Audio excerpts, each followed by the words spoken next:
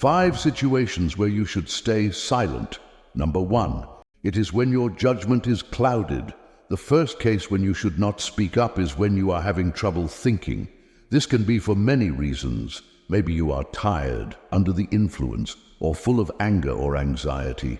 In these situations, it's better to wait before speaking your mind. If you don't, you may say something you will regret afterward. If you give your ideas time to mature and still think the same way, you can talk about it later, but not when you are compromised emotionally or in other ways. Number 2. When your words will be hurtful.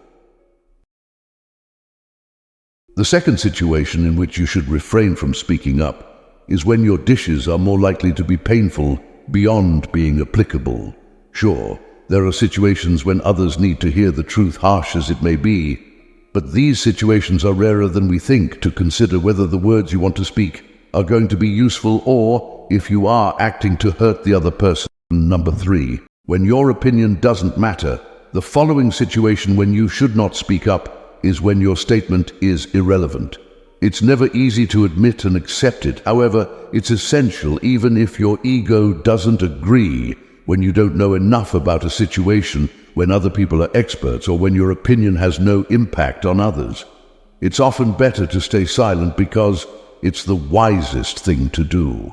Silence is the best answer to someone who doesn't value your words. Number 4. When you don't have enough evidence in some situations, you are free to speculate and speak up, even if you have proof. However, this is not always true when we are talking about something that will likely have a significant impact on another person, for instance, on their physical and mental well-being. We should not offer information that is not certain. Hearsay might be acceptable in some contexts. Still, suppose our gossip can sway a big decision.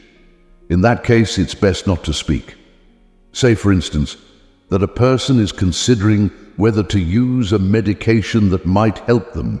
It's best not to bring up a rumor about a friend of a friend who used that medication and had side effects unless you are sure it's a fact and not a rumor. Number 5. When asked not to speak, if recognizing that your opinion is irrelevant is complex for the ego, being asked to stay silent is even more complicated. You might be asked to take a back seat in some situations, for instance, in some work context or other circumstances, and that can make us want to speak up. However, it's best to restrain that impulse and instead reflect on why we are being asked to stay silent. Listening and learning can also be good in these situations. Number 6. When you don't have anything to say, just because you feel you ought to add something doesn't mean you should. Instead, you might support what someone else has said. It can feel awkward saying that you don't have something to add, but it is usually better than speaking for the sake of talking. Allow yourself to admit when there is nothing to add.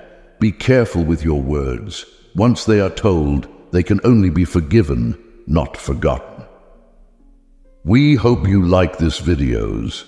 If you enjoyed the video, then like and subscribe to the channel and hit the bell icon